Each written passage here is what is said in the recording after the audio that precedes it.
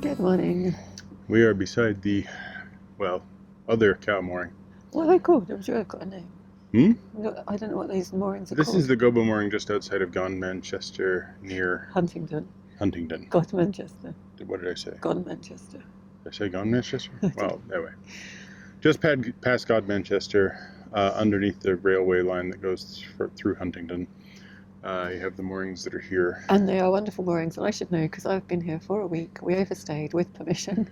Yeah, so I had to go down to London to do what was really just a routine medical exam, the sort of thing that was put off due to COVID, put off continuously due to COVID. Finally came around and was like, okay, we need to actually do this, but it involves a very minor outpatient thing, so that meant getting a booking with the hospital, which meant the hospital telling me that I need to do a COVID test, and then I needed to isolate for 4 days before I came in to actually do the exam, which meant that I had to go down, get the COVID swab done at a drive-in pod, and then sit at our in-laws' house, because that's our Not bubble. our in-laws. My in-laws' house. Joe's parents' house. For several days, because that's our bubble. And yeah, so I basically just had to wait down there to go in to do the procedure, then immediately, well, 1 day later, turn around, come back with George. In the meantime, we had some funny things, which is that my iPhone had a failure. The charger screwed up, so I had to make an appointment with Apple. So I had to go into the Apple store after getting the procedure done so that I could get onto the train to come back, but also had to pick up a pump because our shower pump, an old, I believe it's FlowJet model shower pump, had decided on the, like 15 minutes before I was supposed to leave or whatever, it just decided to melt. Just in time for the heat wave. Yeah, just in time for the heat wave. We've had this last week. Which meant I had to disconnect the pump, which meant that Joe didn't have a shower for the 4 days that I was gone. Fair enough.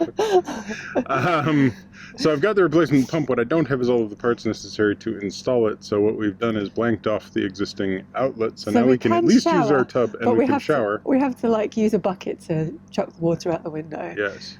And then we returned. Then I returned, and it's like, we've got the pump, we've got the phone, we've had the procedure, George is back, we're ready to move.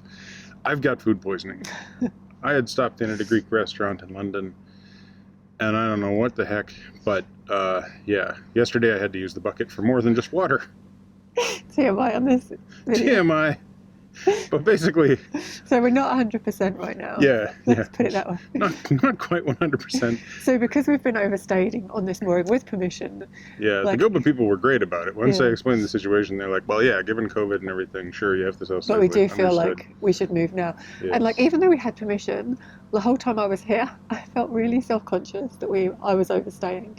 Because obviously... there's been it's empty now. Move that way a bit. Yeah. It goes on for ages, and there's loads of room, and there's room on the other side of us, and there's been boats coming and going, and it's not been full ever. But at the same time, I did feel bad staying here. Being cheeky.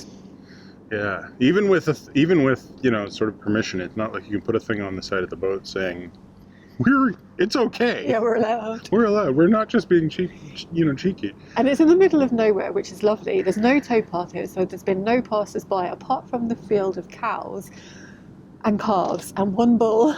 Yeah. So every time I've needed to go somewhere, you have to cross the field of cows. And they sort of roam back and forth. There's one exit that you need a nav key, an abloy key, to get out of. And they kind of cross back and forth. And it seems like there's this sort of cow conspiracy or cowspiracy, so that every time Joe needed to go anywhere, they'd just have meandered directly into the path required. But it's fine, because when you go, you can be I can get there. But it's if I come back, are they just going to be crowding the boat or crowding the gate, and I'll be stuck. I'll be stuck there waiting. It's been fine. Yeah. So it's actually, we're going to miss it, because it has been convenient in that it's relatively close to shopping. Oh no, it's half an hour walk. It's a half-hour walk, but it's half an hour walk to the station. But it's been cooler.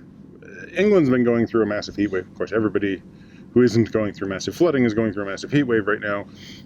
We've had record-setting temperatures in England for the last week, which probably isn't all that impressive for places that are not, England, because everybody be looking at the temperatures and going, that's not hot. And I'm like, well, no, it's not hot, but it is twice as hot. On the record, more than twice as hot in places as it is on average here. It is very hot for England. So today's the first day that it's cooled down. So nice today. But for the last few days... I never thought I'd wear this again. Yeah. Oh my God. But yeah, for the last week, it's been a really good mooring to be at, because when you get onto the grass and you walk across the grass and you pass the bulls and you get onto the road, by the time you've made it there, the temperature's gone up like 8 degrees. Like, it's so much cooler down here by the river than it is in town. So at least it's been sort of a convenient place for that. There's been a bit of a breeze. So I'm going to miss it. I'm going to miss the cattle. Yeah, but we could potentially stop on the way back. Yeah. If we would choose to. That's true. Because I am going to miss the bull. He's a beefy boy. He is a beefy boy. I was sat in the middle of the field because the shade came over and I had to go a little bit further to take some pictures. And I was just sat there. I had my stall. I had all my earrings out. And I heard this rustling and I was like, oh, someone's coming. And then I was like, hang on a minute. And I turned around and it was the cows coming. So I scooped everything up and like ran back to the boat, turned around and the bull was just stood there staring at me. Cow? No, it was a bull. No, I mean that was what the bull was doing. The bull was like, cow? He is a big bull. He is like pure muscle. Yeah, that bull is clearly a bull. So you can see from about 100 feet away. Yep, that's a bull. That's a big animal. Yeah. So he's don't piss him off. Which means leave his kids alone. But basically, you got this big field full of cattle. It's beautiful. It's pleasant. It's not too inconvenient. It's good for getting onto the trains. And there's a campsite just here, so there's lots of people like paddleboarding and stuff. And there's a pub there called Barton Mill. Yeah. Hampton Mill. I'm not sure what it is. You can just see it there. It's the mill. It's that one there. That's the Mill Marina and pub. And just around the corner is our first lock of the day. And then beyond that are some gobo moorings that we could stop at, which would make this a very short video. But due to the fact that we've got a visitor coming, and there isn't really any good foot access. Oh, there's footpath, but it's about a mile from foot. Yeah, so it's like a mile on foot from the place where he'd be able to park. Maybe, but I don't even know if there's parking. So in order to sort of avoid that, we're going to continue down to the second lock where there are 2 towns nearby to a piece of mooring that is apparently available on a little inlet. It's like you get there, the mooring's down this way, the lock is down that way. We'll figure it out when we get there. It's confusing on the map. And if there's no space, we don't know what we'll do. Yeah, well, at that point, it's on the way. It's St Neots. St Neots, I guess. Yeah. All right, let's go. All right. See you soon.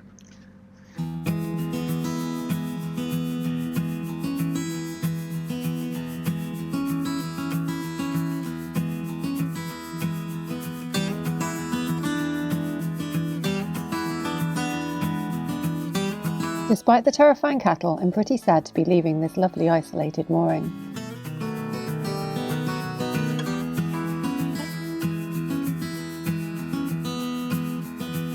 This is the pub we couldn't remember the name of. It's actually Brampton Mill, and Willows Park is the campsite and marina which is just next door.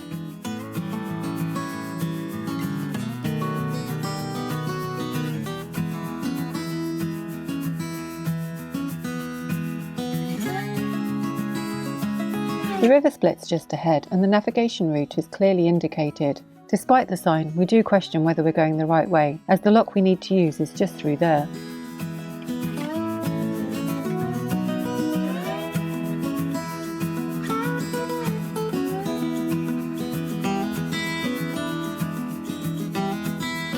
It turns out that this route brings us out in the same place. I can only guess that the other way is too shallow to navigate.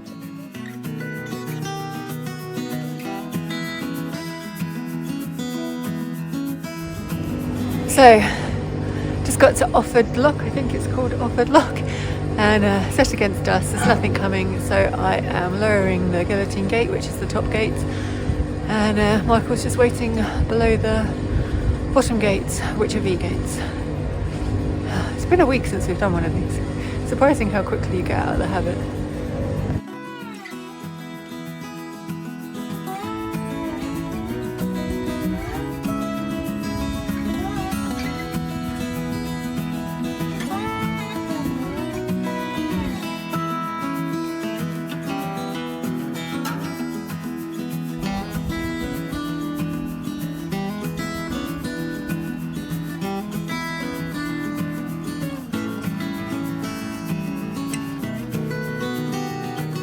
So now we are draining this lock, and I've opened this paddle here, or stacker or slacker, whatever they call them, but this one's got a little lock on it and looks like it's out of action, so it's draining very, very slowly. And there is Michael below the lock waiting.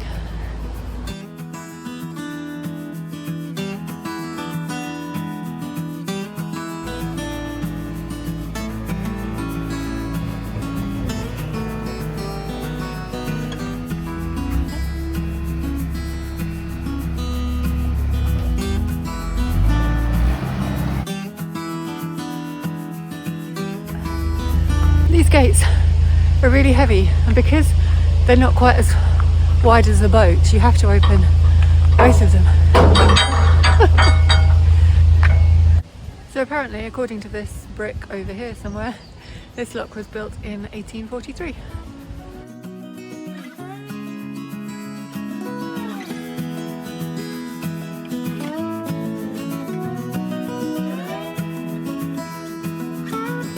I said it was Offord Lock. It's actually Brampton Lock, as it says so on this sign. I think I said this was Barton Lock. No, Offord Lock. I said it was Barton Mill and this was Offord Lock, but it's Brampton Mill and this is Brampton Lock. So now Michael's in the lock. I need to raise the guillotine gate again to fill the lock, and it's all electronic, so there's one of these control panels.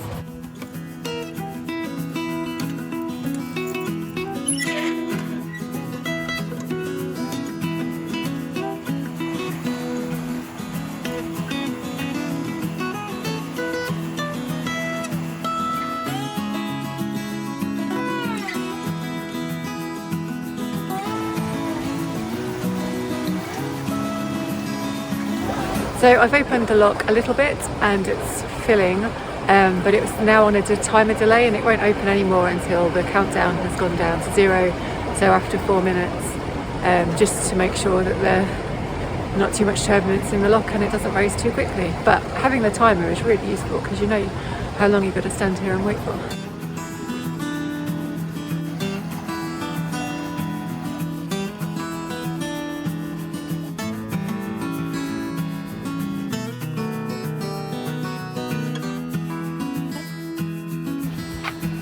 Okay, the countdown has gone, so I can open the gate the rest of the way.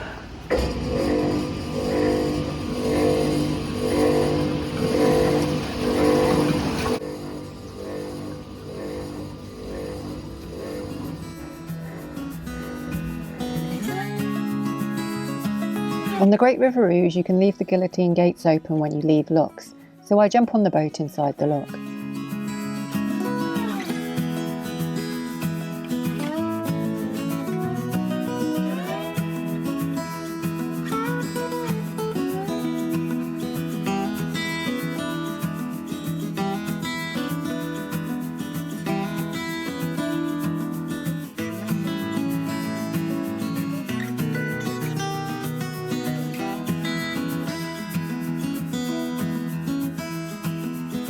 The river is lovely and wide here, and it feels quite wild.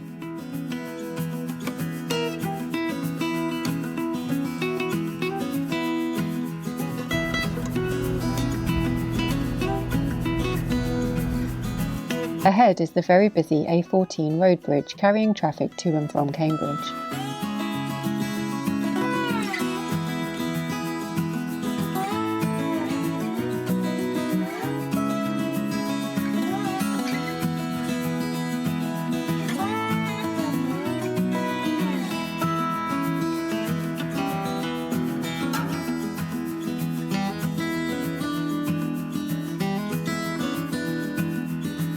This is the entrance to Buckden Marina, home to over 200 narrowboats and cruisers. We had seen on our maps that there are some EA moorings along here, and we were hoping to stop at them, but we can't find them. We've arrived at the lock landing for Offord Lock, so I decide to investigate by foot. So we couldn't work out where the EA moorings were because the channel that we thought they were down said no unauthorised moorings. So we didn't go down there, but we stopped at the lock because we don't really want to go through the lock, and I'm just walking to see if there are any moorings down there, because it's not very far away, just a couple of 100 metres. So yeah, see what I'll find. So there's no EA moorings here. I walked all around and it must be just old moorings or a mistake on the maps.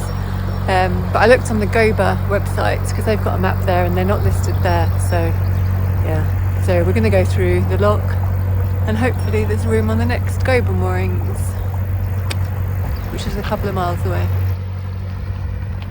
Should we go and help at the lock, George? Yeah?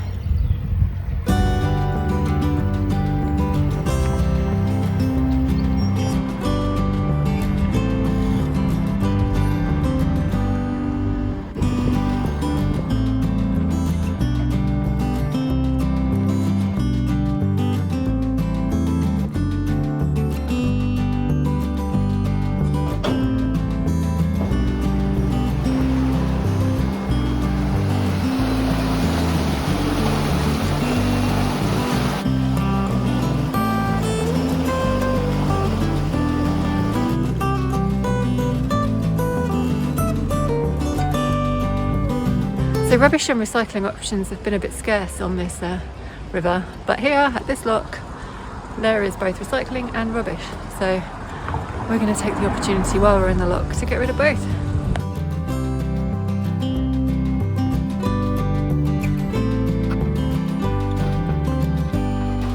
While we were doing that, the timer delay has ended, so we can now raise the guillotine gate the rest of the way.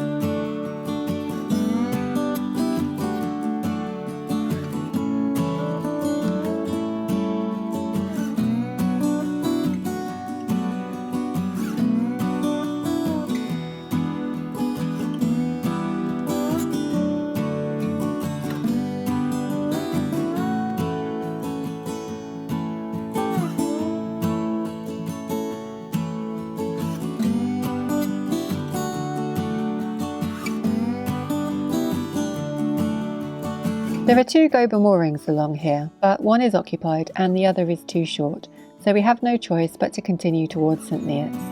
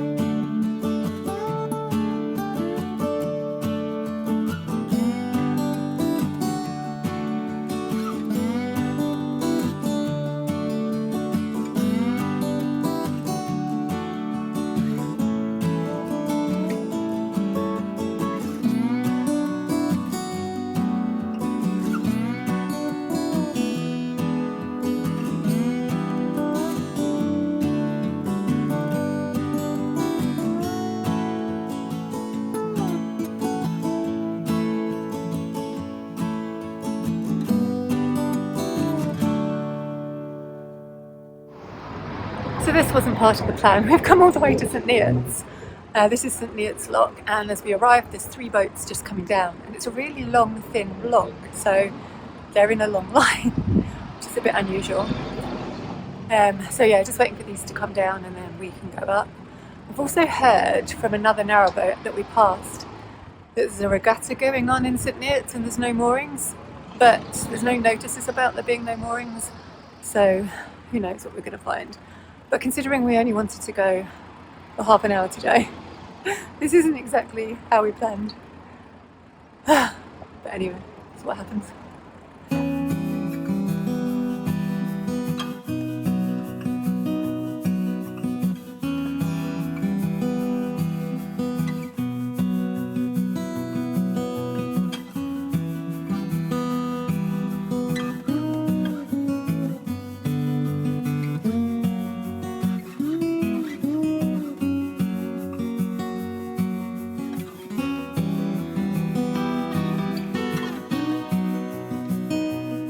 There are no boats coming up with us, so I lower the guillotine gate behind Perseverance.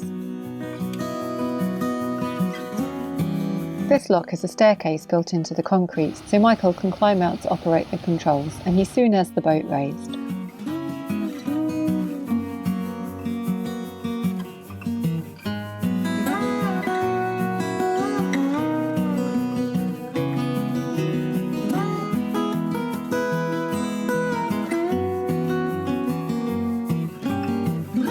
I do hope that paddleboarder isn't planning to float down in the lock.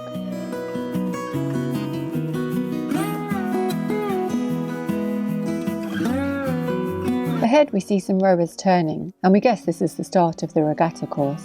Still no information or instructions whatsoever for river users like us though.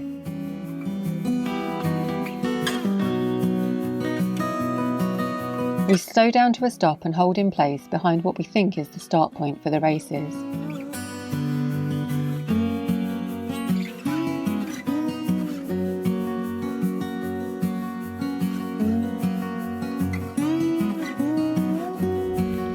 Some boats have been let through in the other direction, and eventually we get instructions via some people with megaphones on the far bank that we can proceed down the centre of the river.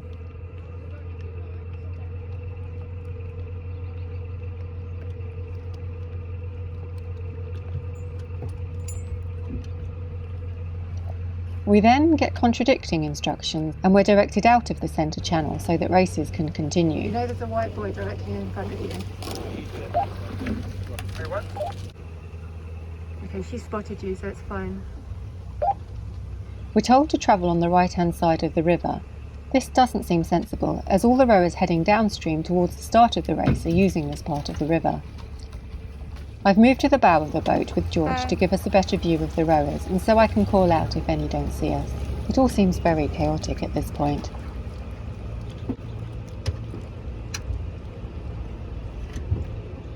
Okay, the next one spotted you as well. Sorry? The next boat has spotted you as well. Good.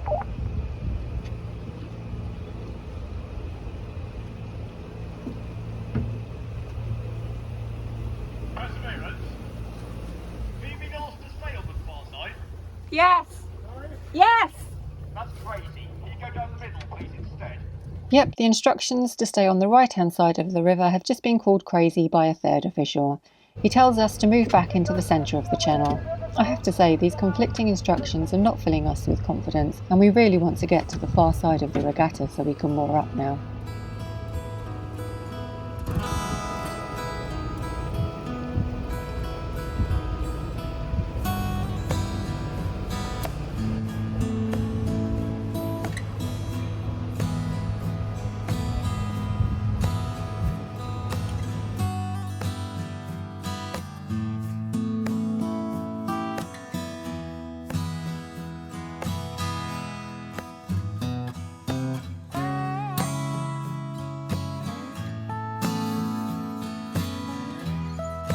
From the shore at least, the regatta must be a fun day out, but it's probably best to avoid using the river when it's on. That is, of course, if you can find out about it in advance.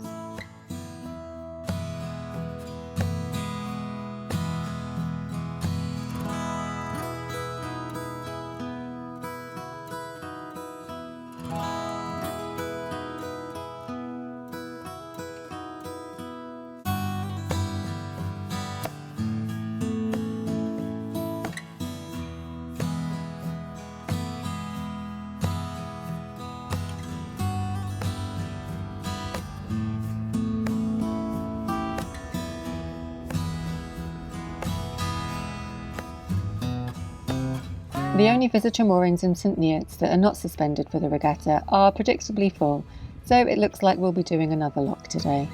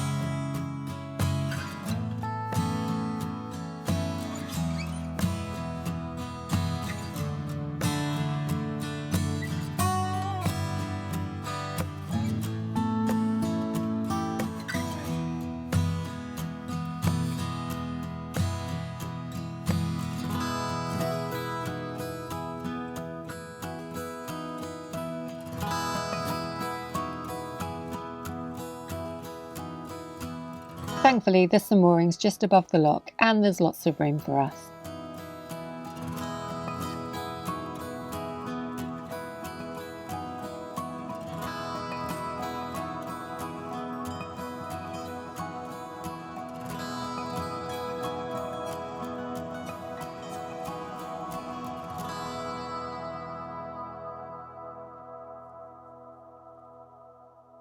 Well, that didn't go exactly to plan.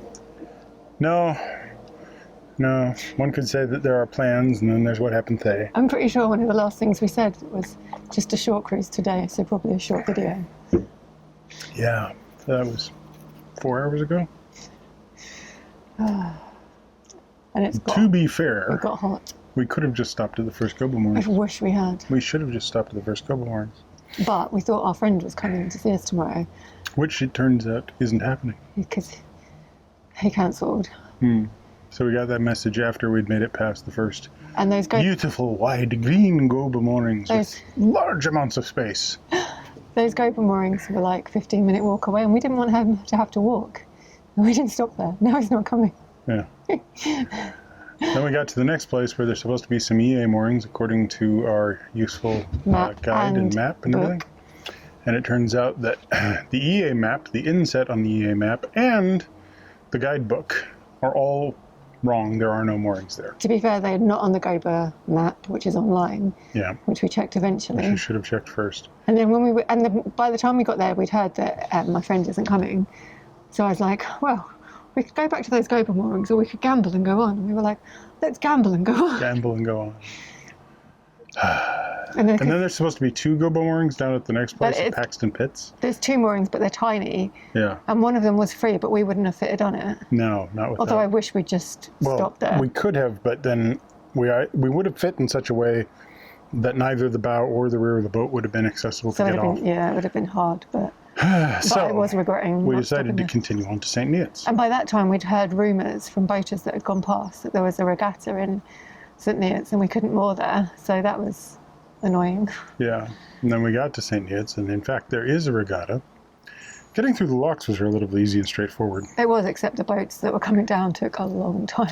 Yeah, there were 3 boats coming through the lock, and they had some trouble getting through the lock, and then they had some trouble getting out of the lock because there's a marked channel that tells you to go one way, and then there's the channel that upstream boats are taking. So downstream boats are supposed to go this way, upstream boats are supposed to go that way. Well, the wide beam came out and immediately went, yes, I will follow the signage very sensibly.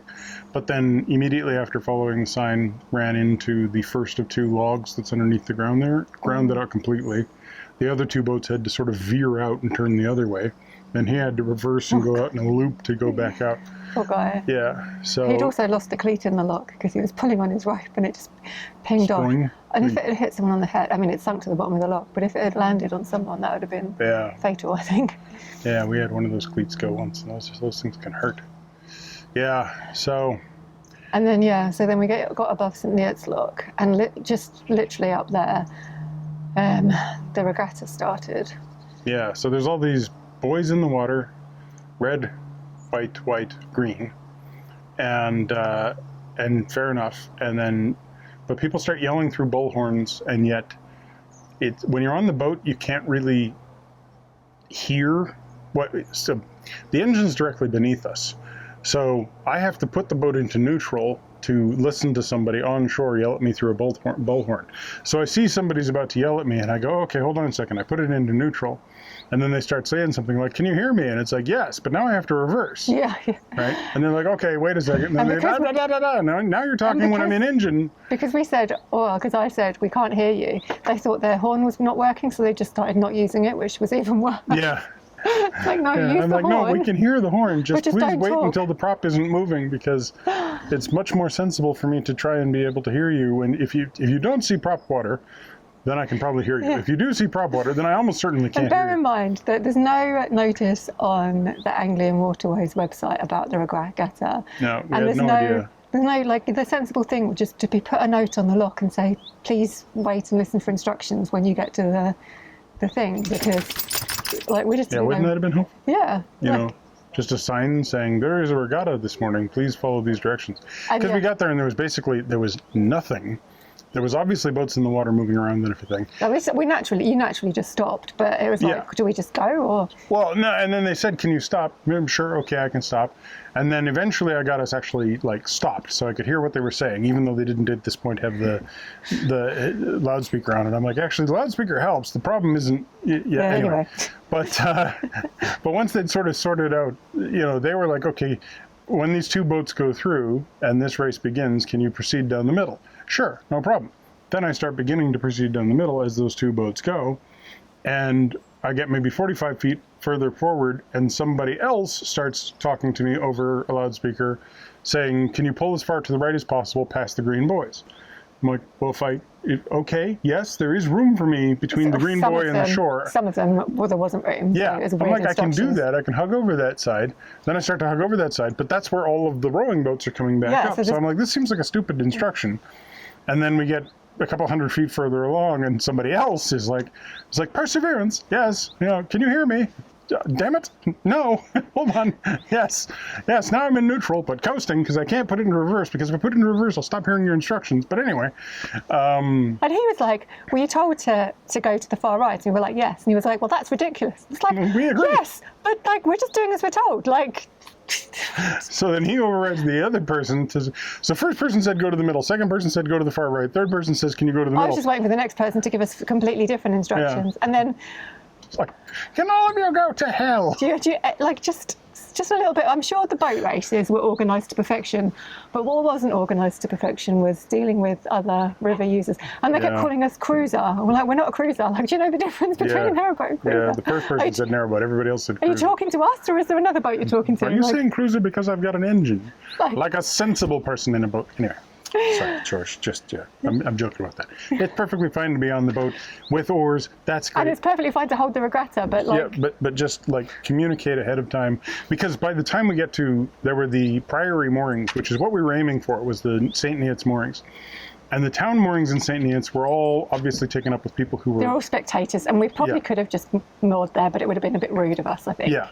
So then on the other side, there's the Priory Centre moorings, which are kind of like for a mall / Yeah, but they're 48-hour moorings. They're 48-hour moorings, and it's empty. They're for Priory Centre, and there's a big sign on there that says that it's Priory Centre, but it's controlled by the EA, and 48-hour moorings. And okay, no problem. 2 boats on there. Yeah, 2 boats are on there. So we get reversed, pulled over while the whole crowd's watching everything. We don't want to disrupt anybody, but there's no rowing boats coming in, so I'm like, okay, I'll get over there.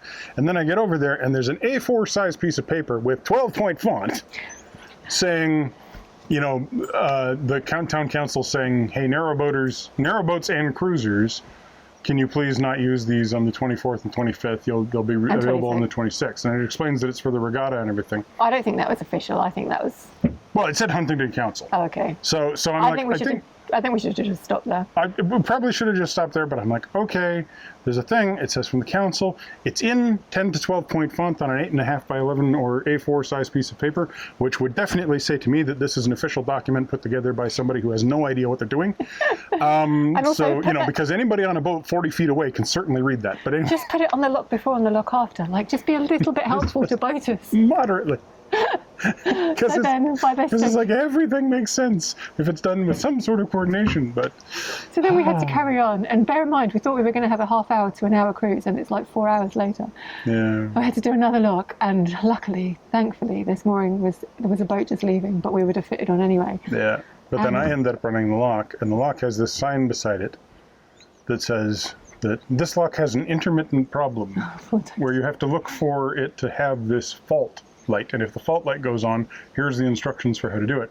There's a 6 minute and 30 minute wait from the moment you push 6 minutes it. and 30 seconds. Sorry, 6 minute. There's a 6 minute and 30 second wait from the moment you push the button to when you're allowed to raise it the rest of the way. So okay, that's longer than most. Most of them have been like 2 minutes, 4 minutes, yeah. you know. But all right, fair enough. It's going to be waiting for a while. But do I need to keep looking at this thing? Because it just says that the timer will occasionally trip the gate, and then you have to press the emergency stop and then release the emergency stop, lower the gate, and then raise the gate. Oh my God, if that happened, I'd have been raging. Yeah, and so I was looking the whole time going like, so do I have to just keep watching for this fault light? For 6 minutes. By the way, did you see my turn? You didn't, you were chatting. Did you see my turn into the lock? No, I didn't see your turn. Awesome. Yeah, I'm sure that was absolutely awesome.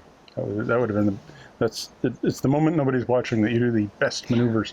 And anyway, it's much nicer here than being outside the Priory Centre, and it's much nicer here than being next to all those noisy rowers. Yeah. And no, nothing against rowers, just against poorly organised regattas. Or even well-organized regattas with poorly organized endpoints. Oh well. Anyway, we're here, and we've made some progress. So like we were kind of feeling we wanted to make some progress without actually doing the work, but we did it. Yeah, no, and I mean it says full day Huntingdon to St Neots on the map, and it's like, you know, give a full day's cruising, and I'm like, okay, we've had a full day's cruise, which is not what we intended to do. I was going to edit today, and bugger that, that's not happening now. Yeah. I'm just going to eat and sleep, I think. Eat, sleep, and be merry. Be grumpy. Eat, sleep, and be married. Same thing. Hmm? Same thing. Same thing. Excellent. I didn't say it. So You that's haven't where had we're any at. lunch. I'm really hungry. Yeah, she's hangry. I'm hungry. This is an island. Yeah. This thing is an island in the middle of two streams, and I saw a little sign back there saying that this was actually a very natural place early on in prehistory for crossings, and you know, it was a good place to ford the river and stuff. So no doubt, however it's pronounced, it's a quite nice little town. Although we're probably not going to see much of it because I'm going to be asleep. This one's in a hurry. Oh yeah, well, those things can only go fast.